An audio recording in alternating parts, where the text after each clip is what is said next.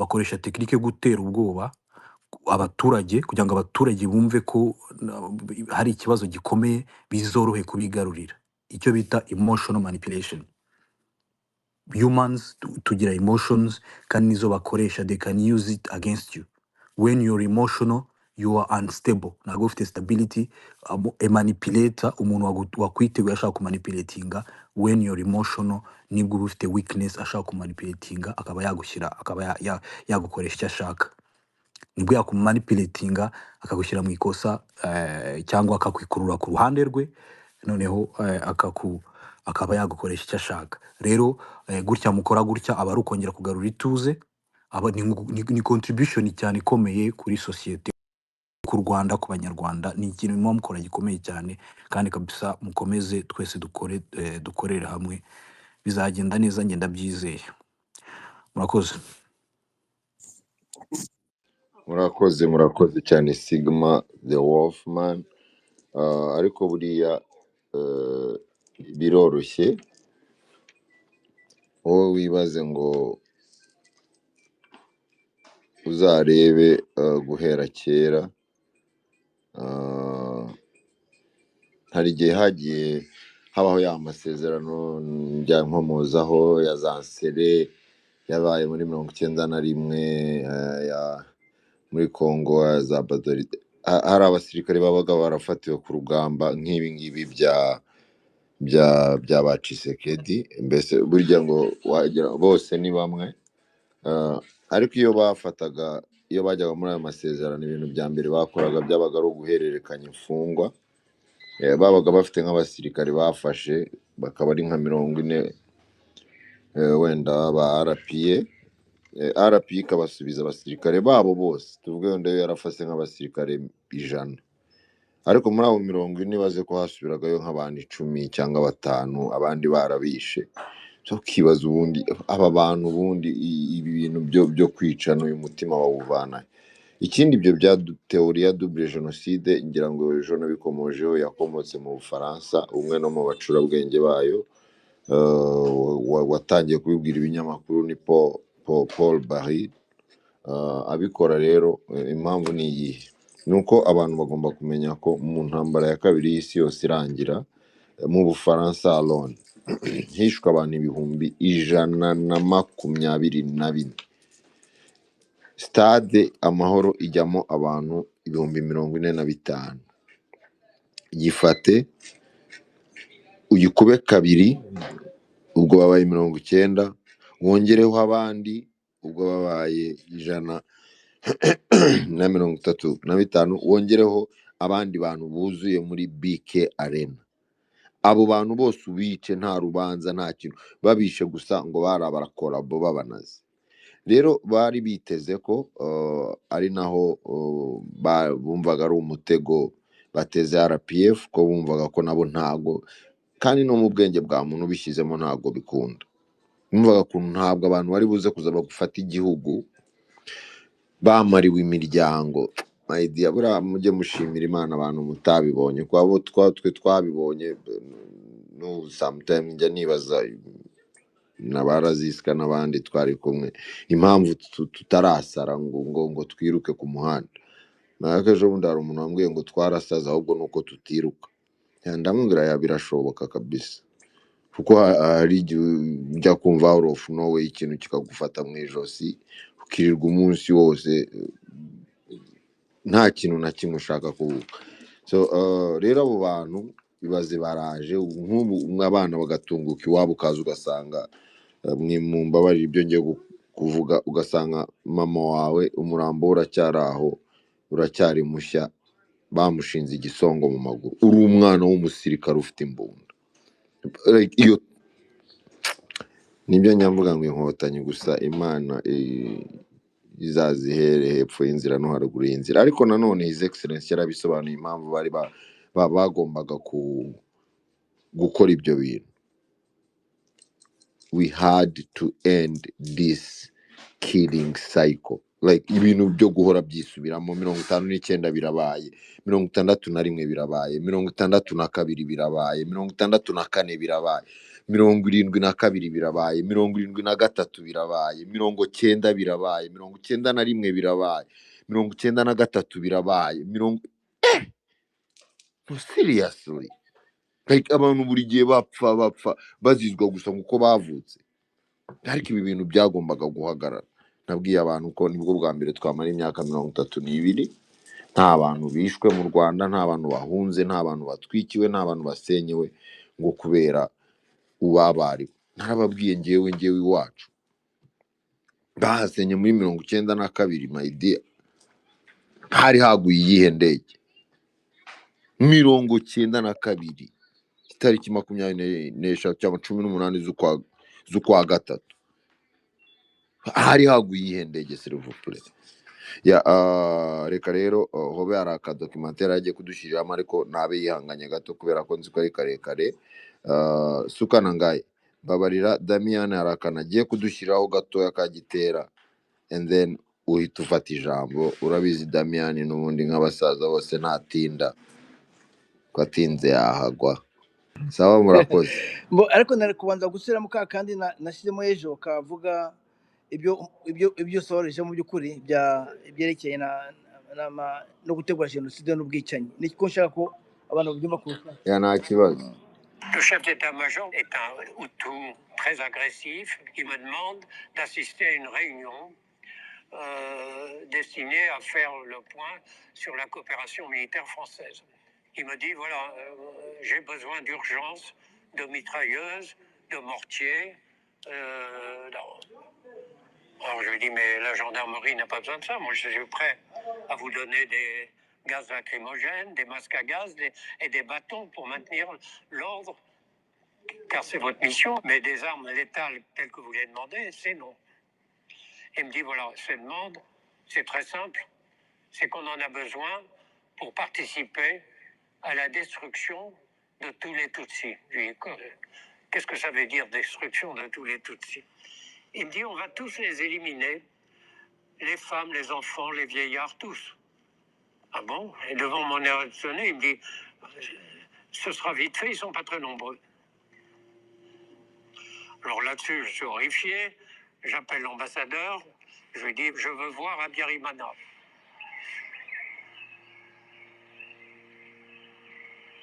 Je vais chez lui, dans sa résidence. Habyarimana me reçoit un peu étonné et fou furieux. Je lui dis, voilà ce que je viens d'apprendre. Il prend un air étonné et il me dit, il vous a dit ça, ce con-là? Je lui dis, oui, je le vide. Je n'ai jamais su s'il était furieux parce qu'il avait avoué un secret ou s'il était furieux parce qu'il apprenait que c'était l'intention de la gendarmerie. J'en sais rien. Bon. Mais toujours est-il qu'il ne l'a pas vidé. Bon, muri make ibyo tuzara tubivuga buri munsi, ariko ntacyo bitwaye kuko n'ubundi nibyo Africa Boy wazisobanura igihe bishe abatutsi mu myaka yose uko yanganaga. Izo ndege zaguye zingahe kuva Damien, mbabarira nguce mu ijambo, ariko tubanze dusobanure iyi audio ukinnye, kuko abantu benshi bahora bivugisha ngo n'ejo bundi hari uwo numvishe hano witwa Ngenzi ngo we ngo ntabwo yemera ko jenoside yateguwe. Ariko nkeka ko ubutumwa narabumugeneye, niba yarabwumvishe, niba ataranabwumvishe nta kibazo, abandi bazabumugezaho.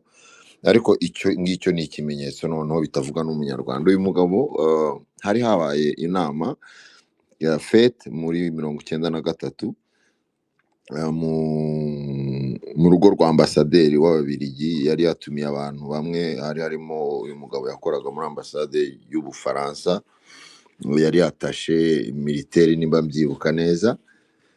Noneho bari kuganira, aza kuganira na umugabo witwaga Ndindirimana, nawe yari chef wa gendarmerie. Kuko mu Rwanda twagiraga igisirikare tukagira na gendarmerie. Noneho bari kuganira rero nibwo yambwiye ati ariko ngewe nkeneye ubufasha bwawe. Urumva ni umuattaché militaire muri ambasade y'Ubufaransa. Ati ubufasha n'ubu ukeneye? Ati nkeneye za mitraille, za gaz zitwa mag na mortier n'ibiki. undi aramaze ati n'ibyiki ati c'est pour la destruction de tout ati no kugira ngo tumare abatutsi undi arambwira ati no ati duteze ati ngiye numvaga ahubwo ari kumbwira ko ukeneye amagaza lacrymogène kubera kuri muri gendarmerie ubundi gendarmerie ikora akazi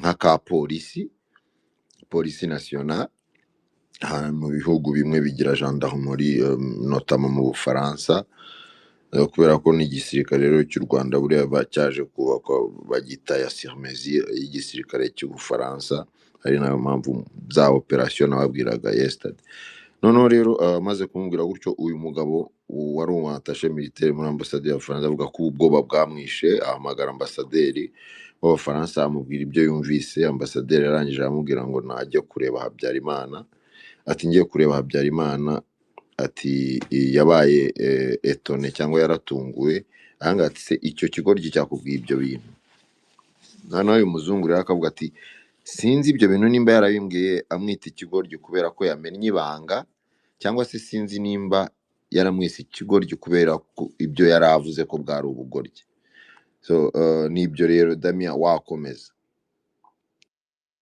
mu kanya urakoze Africa Boy nk'ibyo wazo uvuga mu kanya gushimangira ubumwe bw'Abanyarwanda leta imaze kujyaho nyuma y'amakuba yose ya jenoside nyuma y'ibibazo byinshi byari mu gihugu naya mahitamo yandi yarahari atari gushyira hamwe Abanyarwanda kugira ngo bubake igihugu cyabo nayindi ndagira ngo umuvandimwe Paul aze kuzamuka abishimangiye kurushaho n'ejo ubundi numvaga dusobanura ku buryo icyo bita kwimana igihugu iyo umaze kubaka ubumwe bwanyu ikisigaye no kwimana igihugu mukakirasanira reka twumve gatoya ibyo by'indege nibyo mvuga ibyo Africa Boy wavuga ndagira ngo bishimangiye kurushaho muri 63 byaranditswe hari abapadiri bamwe na bamwe babaye abagabo pe abagabo no kuvuga babaye intwari sigitsina nshingiraho abapadiri hari utwa Ribazo wabaga Nyamasheke witwa Anthony Jansen wabaga Kaduha witwa Stanislas de Jambrine wabaga mu Cyanika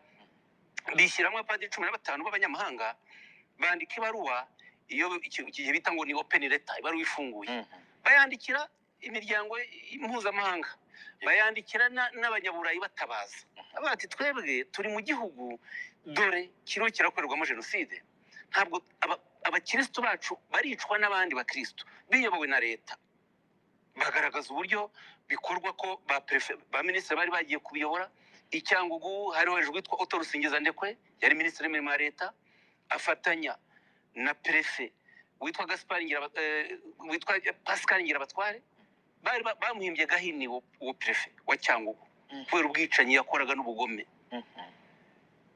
wari ushinzwe ingabo yari Nsekarije muri Cyangugu icyo gihe muri 63 umva ko buri gihe ministre yagendaga agafatanya na prefe agafatanya n'uyobora ingabo na polisi muri buri prefecture ninde ubikuriye ni Habyarimana baje ariko umenya bari bataranavuka cyangwa ari utwana dutoye buriya muhungu we wirirwa ku mbuga nkoranyambaga Jean Habyarimana avuga ko rwose isi yari gitangaza ko kuri leta ye u Rwanda rwari rubayeho neza Abanyarwanda babanye ko inkotanyi arizo zazanya akaga mu Rwanda noneho ubwo 63 icyo gihe amahanga yarabyanditse ko ari jenoside navugaga abo bapadiri hari n'abambasaderi ambasaderi w'Ubufaransa mu Rwanda yitwaga Marc Barbe yanditse za telegram nawe agaragaza amakuru afite y'uburyo abatutsi bicwa ati iyi ni jenoside rwose Ububirigi yabyanditse atyo umuryango w'abibumbye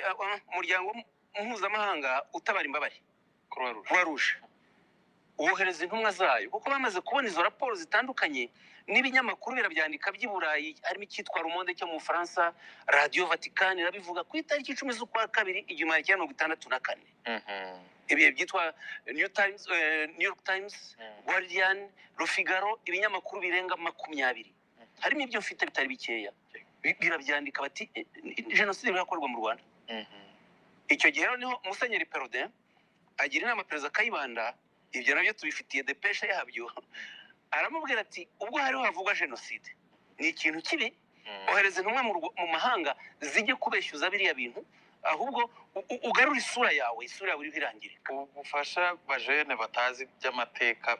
Musenyeri Perodeni nibyo yego bamwe twagiye amateka maremare ariko akenewe yego nayagiyemo rwose kugira ngo abantu bumve Habyarimana uwo nguwo iyo ngirwa mutagatifu niyo ndegeye. Musenyeri Perodin niwe wari yabaga diocese gatolika ya Kabgayi, avuka mu gihugu cy'Ubusuwisi, ariko yari umuntu w'inshuti ya Kayibanda cyane. Yari umuntu niwe wafashije gushinga ishyaka ryitwaga Parimehutu rivuga ko igihugu ari icy'abahutu n'ibyacyo byose. Noneho Kayibanda yabaye umukozi we, yabaye yakoze mu nzego za diocese ya Kabgayi, kimwe n'abandi benshi babaye ku isonga ryo gushinga iryo shyaka ari Musenyeri Perodin bifashijemo. Yari inshuti yabo, niwe wagiraga inama muri byose. Ubwo amugira inama itaratuka ati beshyuza ibi bintu. Icyo gihe guverinoma isohora itangazo rivuga ko nta bwicanyi bwakozwe mu Rwanda, nta na jenoside bishoboka, ahubwo ko inyenzi zateye zije abaturage bamenya ko bari bwicwe, bararakara, baba ari bo bitabara bica abo Batutsi. Umva uko babyise. Biza ko ngo bamenye ko inyenzi Abatutsi bari kuzabica baritabara. Icyo kintu cyo kwitabara mu gifate, kuko urasanga no muri jenoside muri 1994 cyarakoreshejwe, bakise ngo autodefense civile. Strategie zo kwica guhera muri 59 56 ni zimwe kugeza 1994. Igishya bazanye nuko muri 1994 bisha bakarimbura bakamaraho, ntibagire uwo basiga, nkuko Mugesera yabivuze ati nagiye ndi umwana n'abana ntitubasiga. Ubwo rero Perodin amaze kugira inama Kayibanda na Habyarimana, bakoze iryo tangazo risinywa na minisitiri w'ububanyi n'amahanga yitwaga Lazaro Mpakaniye, rivuga ibintu gutyo. Noneho banohereza intumwa mu mahanga ziyobowe n'uwari perezida w'inteko ishinga amategeko yitwaga Anastase Makuza, bakora text ndende. Reka nzabaho iyo text mujye munayiheraho mbi pe, igenda ikavuga ngo nk'uko iryo tangazo rya guverinoma rivuga ngo abishwe ni inyenzi zari zaracengeye, zinafite abagambanyi mu miryango yabo, n'utwana twicaye ikaduhaye kibeho cyane abo batawe za Rusumo na he, abo ni inyenzi, ni abantu ngo bagombaga kwica abahutu, byandikwa gutyo. Noneho izo ntumwa za leta zijya mu mahanga kubisobanura gutyo. Mbona ni kare gato wenda abantu barazamutse bashaka kuvuga mu nyihangane, kuko tuzabishaka umwanya tubishira agaragara cyane kurushaho. Murakoze. Icyo nshaka gushimangira ni kimwe, nuko leta y'ubumwe irakaramba gusa irakabaho, kubera ko iyo itahagarara hagati y'aba bicanyi n'abacitse ku icumu n'imiryango yacu, ijyayo ibara ryari kugwa. Ariko bahisemo neza, baduhitiramo mu gihe gikwiye gutabara abaturage no kudushyira hamwe. Niyo amahitamo ahari yone. Twavuga amatamatama ngo bikubabaje, wavuga amatamatama ko batakwiciye wakwiciye. Ibyo icyo ubushobozi bw'igihugu aho bubera igitangaza nuko buhagara hagati y'ibi byose, bati igikwiye ni iki, ahanwa leta nihana, ni na leta nitanga imbabazi. Ibyo byonyine, kuko bibaye akajagari byaba nka Somalia, byaba nka Haiti, icyo gihugu ntabwo tuba tukibonye uko tukifite uyu munsi. Murakoze, murakagira Imana. Murakoze Damiani. Reka twakire Ambassador Sukanangaye, tunanamushimira kuba yatwihanganiye. Paul nabe hazamuke, ndamusabye yego.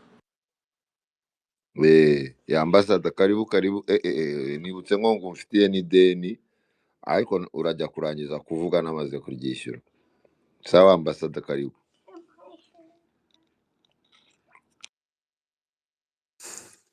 So ntabwo ndi kumwumva jewe.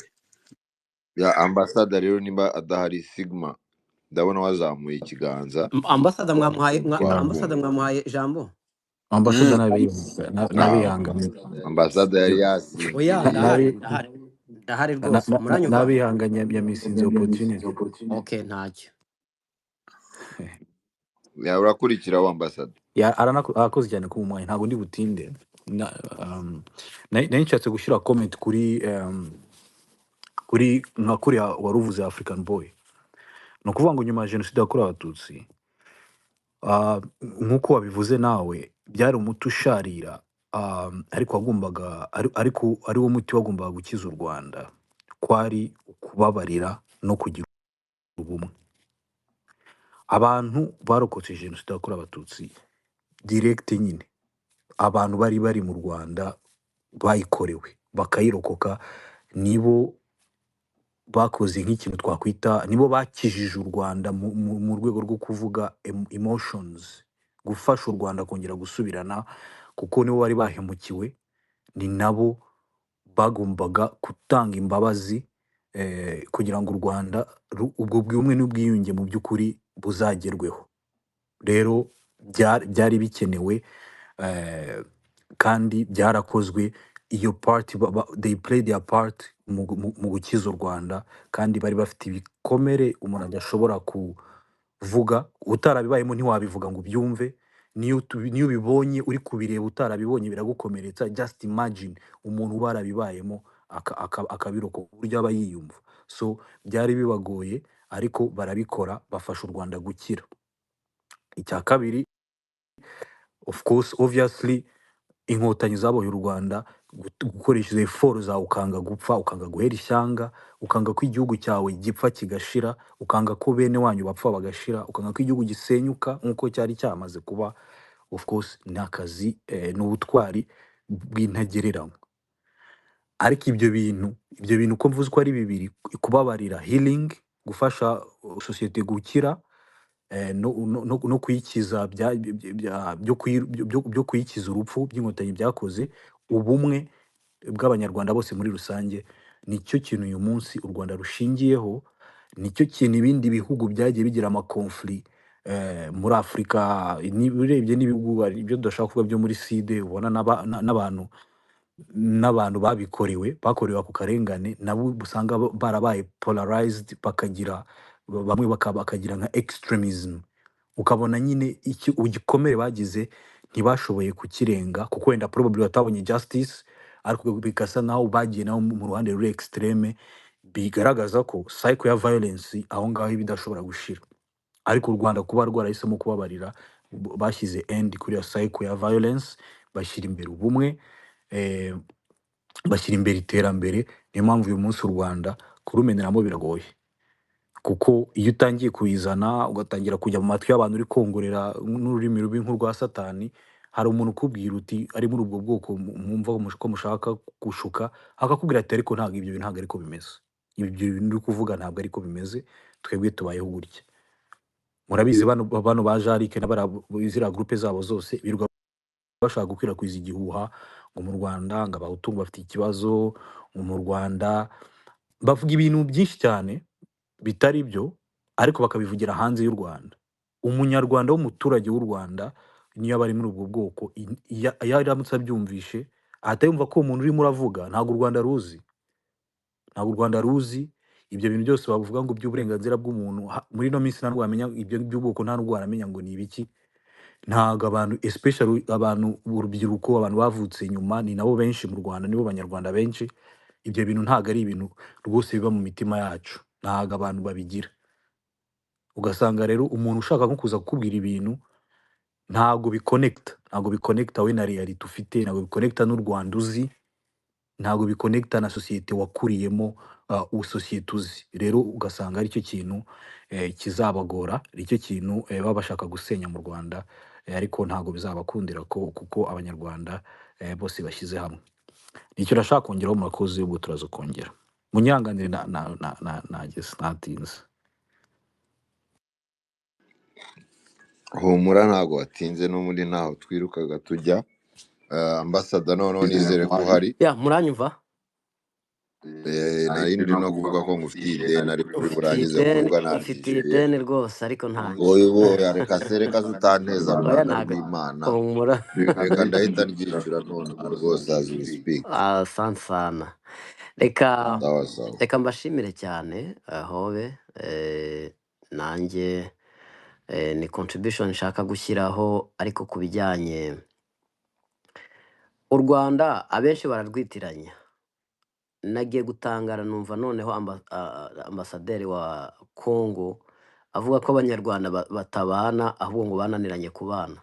Urumva igihushanyije n'icya Congo, ati muri Congo dufite amoko 450 yose turabana kandi tubana neza. mu Rwanda mu gihe bafite ubwoko amoko atatu bakaba batabana. Urumva icyo kinyoma cy'uwo mugabo? Nibajije ese ahari ari kumenya ari kureba ko abandi bari kureba bari kumwumva, cyangwa byumvikane ko usibye kuba abantu bakora lobbying abakongomani bagatanga amafaranga bakajya kora ibiki n'ibiki, ariko reka nkubwize ukuri, u Rwanda ntaho barunyura. Ko navuga nk'uyu mugabo ntuza Nahimana, numvise akantu arimo kuvuga ngo mureke mbabwire ngo inkotanyi zariyubatse ziriyubaka ngo ntaho nazimenera, ngo njye nararebye pe ngo ndazinanirwa, mbona ntaho nazimenyera, ngo ariko ngo hari ubwenge nagize. Ati ubwenge nagize ngo nuko ngo bagomba kuzambura intwaro, ngo kandi bamara kuzambura intwaro bakazambura intwaro ari njyewe nkoresheje ubwenge bwanjye. Ubuhe bwenge Nahimana? Urebye kuzasazira mu Bufaransa n'ubyaye, ahubwo niba umutoza iyo ideology yawe nawe akahasazira, watoje abana bawe asabana umupadiri agira abana watoje nibura n'abandi bantu iruhande abukunda, bukababwira ko kubana ari byo byiza. Mu Rwanda njyewe icyo mbona, hari ikibazo Sigma amaze kuvuga, kandi u Rwanda rwashoboye kuba rwarafashe rugashyira abanyarwanda hamwe. Ni iturufu ikomeye cyane, ku buryo iyo bitaza kuba ibyo ngibyo, yaba ayo mahanga n'abandi bose baba bararumeneye. Ariko uyu munsi ntaho bashobora kunyura, kandi abishe nabo uyu munsi abishe bari mu Rwanda, ndavuga bari mu Rwanda atari bino bigarasha biba byarahunze. Abishe bari mu Rwanda uyu munsi nabo bashima FPR, barayishima bitewe n'uko hakagombye kuba ikindi kintu kibi. Urumva ikindi kintu kibi, bariyemeza baravuga ati FPR iriyemeze irababwira ati rwose umutwaro reka abapfuye abishwe n'ubundi nta kundi byagenda, abanyarwanda reka mubane mwese, uwishe abizire, narangiza agaruke nuko abane n'abandi uwo yiciye. Murumva ko ni umutwaro ukomeye cyane, ariko uyu munsi barabana. Nibaza ahantu bashobora guhera bavuga ngo mu Rwanda ntibabana, babana ni hehe bashobora kunyura? So rero nkavuga ngo ku giti cyanjye, mwa bantu mwe, ku giti cyanjye birakwiye ko dukomeza kwigisha ubumwe, kuko ubumwe nibwo bwa mbere. Nampamagara abandi batuzengurutse hirya no hino, bazi ko yaba mu Burundi yaba na hehe, ubundi kubana nicyo kintu cya mbere. Ushobora kuvuga ngo nk'iwacu ntitwanga kubana pe, ntago tubyanga, ariko ubona ko bariya bo batwanga, abakongomani. Rero ngarutse mu Rwanda ni ikintu niyo ntwari ikomeye cyane ya mbere bashyizeho. Noneho ikindi bakoze bagakuraho ikintu cy'amoko.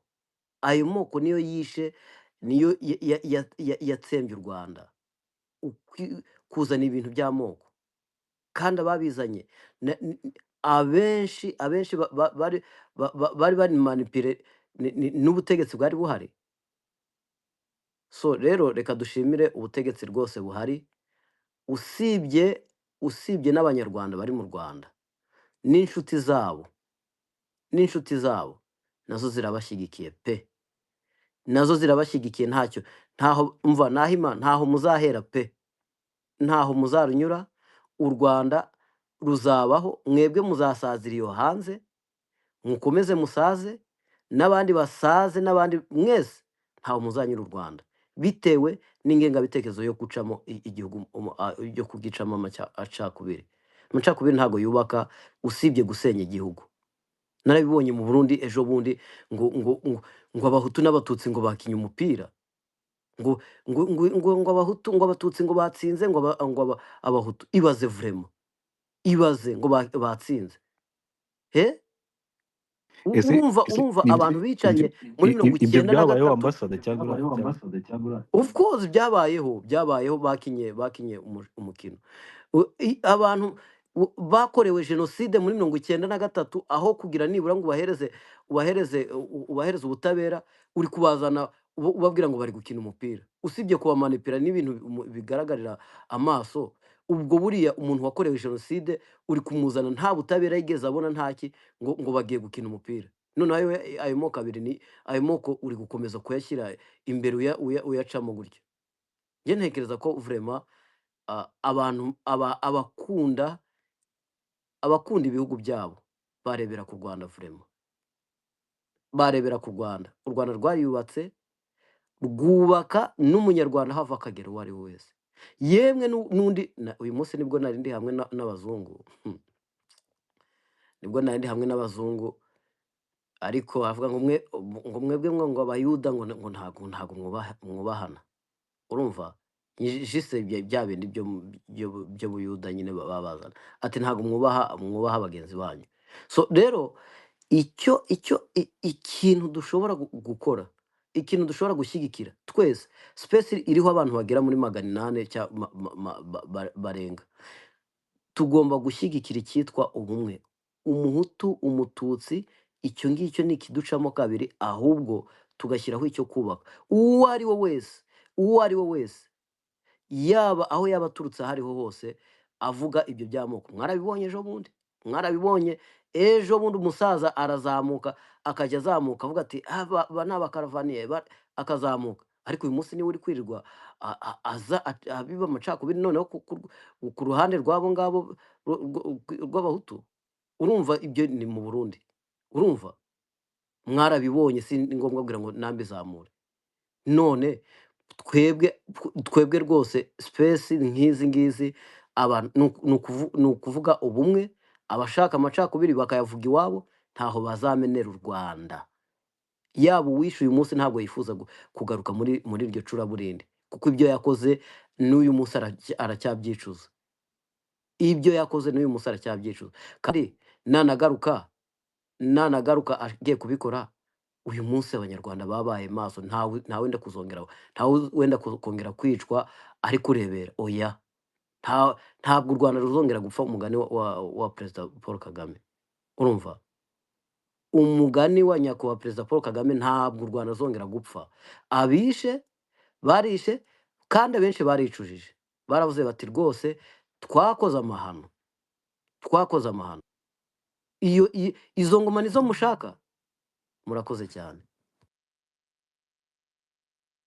murakoze ambassador Sukanangai. Reka twakire umubyeyi Paul Felix Masengesho. Mubyeyi karibu n'impanuro zanyu twari tuzikumbuye, twizere ko muri amahoro, dore iminsi yari ibaye myinshi. Yego, amahoro Karibu amahoro, muranyumva? turabumva cyane. Yego, ndabashimye kandi nshimiye igitaramo cyo kuganira kuri iyi nsanganyamatsiko mwateganije ivuga ku cyihishe inyuma buriya kimenywa na nyiracyo n'umugambi mubisha. Ariko nanone iyo tumaze kumenya ababi, turagereranya tukamenya ibyo bashaka kuvuga, cyane ko batabikoze rimwe cyangwa kabiri, bibaye ubugira kenshi. Jarike na Kisekedi rero ntiwabatandukanya na Ndayishimiye, bose ni abanyeshuri beza b'amacakubiri n'ingengabitekerezo ya jenoside. Kandi kuva ibi bihugu byacu n'akarere karemwe n'ubukoloni mu yindi filozofi itandukanye n'uko twahoze, bagiye buri gihe cyose babihemberwa, ari uguhabwa imyanya y'ubuyobozi bagasimbura abasa nabo. Urumva Jarike ntiwamutandukanya na se Habyarimana Yuvenali, nubwo yakoreye kudeta Kayibanda ntiwabatandukanya n'Isanga n'Ingoyi, ndetse sinibwira ko Kisekedi nawe wamutandukanya na Mobutu cyangwa undi uwo ari we wese. Bampatse ibihugu bakomeje gukoresha.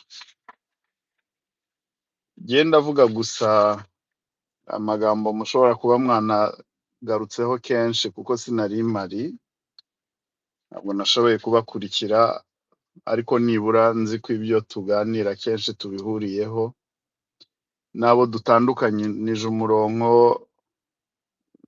nabo tuba tuzi ibyo bavuga.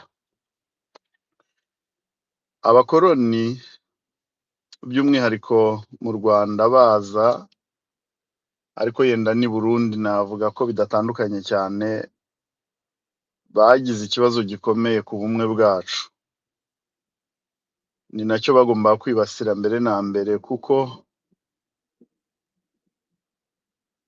ingendo yabo ya politike bazanye muri Afurika muri rusange n'ahandi hose hakoronijwe,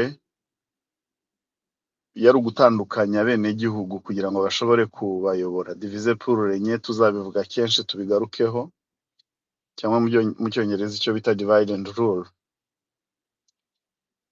Imbaraga zabo z'umwijima zishingira ahanini kuri icyo, kuko baba bazirikana ko gushyira hamwe kwa bene gihugu ari ikibazo gikomeye cyane kugira ngo babinjirire. Ibyo mu ntekerezo nkuru z'abakurambere bacu n'ababyeyi bacu tuzabibona mu migani n'insigamigani zayo. Iyo bakubwira ngo nta mugabo umwe, nicyo tuba tuvuga. Iyo tubivuze gutyo, bene wacu b'i Burundi tubyumva kimwe, aba basore n'inkumi bo hakurya muri Kongo Kivu zombi tunasangiye isano n'inkomoko nabo nuko.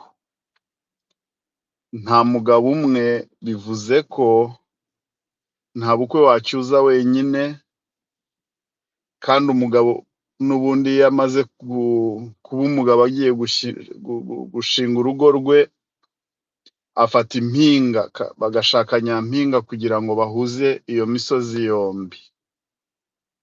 N'igihe rero bagiye kurema uwo muryango, abaturanyi bose baraza n'imitwa baje gushyigikira.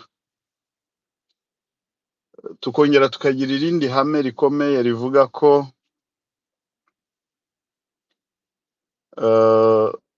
babiri bahuje baruta igihumbi barasana. Ubwo bumwe bwacu nicyo buvuga. Ibyo rero impamvu mbanje kubisasira nk'uko n'abambanjirije nasanze barimo kubigarukaho, nagira ngo mbabwire ko umukoroni we yarazi neza, yarakoze exploration, yaramenye ko umunsi azabona abantu bashyize hamwe nk'uku, ikizamutera ishema n'isheja ari ukubatandukanya. Baje kubigeraho rero, kuko uko gutandukana bagombaga kugushakira abanyeshuri ndetse bakagraduatinga. Abagraduatinze ba mbere muri ayo macakubiri y'inkomoko zitandukanye, barimo ibyiciro bigera kuri 5 by'abagabo bakomeye bahabwa imyanya, barimo abitwa ba Godefroid Sentama banditse manifeste y'abahutu, barimo Kayibanda, barimo Mulindahabi Kariyopi, barimo Ndahayo Pierre Karaveri, barimo Niyonzima Maximilien n'abandi nshobora kuba ntafite mu mutwe, ariko nabo ngabo mu by'ukuri bazasongerwa n'amategeko 10 ya Gitera. Kandi aho ukahabona ukuboko gukomeye kwa Kiliziya Gatulika, binyuze kuri ba Musenyeri Classe kuzagera kuri Perode, basimburana mu ntekerezo zimeze zityo. Now, igihe rero bashoboye kugraduatinga aba banyapolitike gito, bifite icyo byasize mu mitekerereze y'abantu, ari nayo mpamvu ubona uruhererekane rw'abantu bafite iyo ngengabitekerezo iva ku babyeyi ijya ku bana no ku buzukuru. Akaba ari nabyo tuzakomeza guhangana nabyo igihe twumva dushaka kugarura ubumwe. Nacyo gituma ubona kuri iyi space turavuga ubumwe, hakurya ku yindi space uzasanga abavuga amacakubiri, kandi nabo sous prétexte ko barimo bahangana n'ubumwe. cyangwa se bavuga ko ahubwo ari twe dufite amacakubiri, mu by'ukuri bazi neza ko bajijisha kandi babeshya. Now, kuza rero gukemura iki kibazo kwa FPR n'abayobozi bayo mu byiciro bigiye bitandukanye, muzi n'abo twagiye dutakaza, ubwo sindi bubagarukeho, ariko reka ngaruke gusa kuri ideoloji ya FPR cyangwa se ingengabitekerezo, mutayumva nabi, iba nziza cyangwa ikaba mbi. Nimvuga ideoloji ya FPR itandukanye n'izo ideoloji z'amacakubiri na jenoside navugaga. Ko na RPF igira ideoloji. Ideoloji ya FPR ni ubumwe. Iyo usomye 8-point program zaje kuba 9, kuko indi yongereweho nyuma ya jenoside, kubera yuko byagaragaye yuko iyo ngingo nayo igomba kongerwa mu migambi, ariko ubundi iza ku isonga murabizi ko ari ukugarura ubumwe bw'abanyarwanda, unité nationale. Ubumwe bw'abanyarwanda ndabutindaho kubera ko biri no mu kirangantego cya RPF, muri devise tugira. Nanone dufite ubumwe, demokarasi n'amajyambere. Ibyo byose wabibona, buri article mvuze uyisesenguye urayibona, ubumwe bwacu. Ni nacyo gituma uzasanga mostly n'abantu batari abanyarwanda bitangaje ko baza kwibasira FPR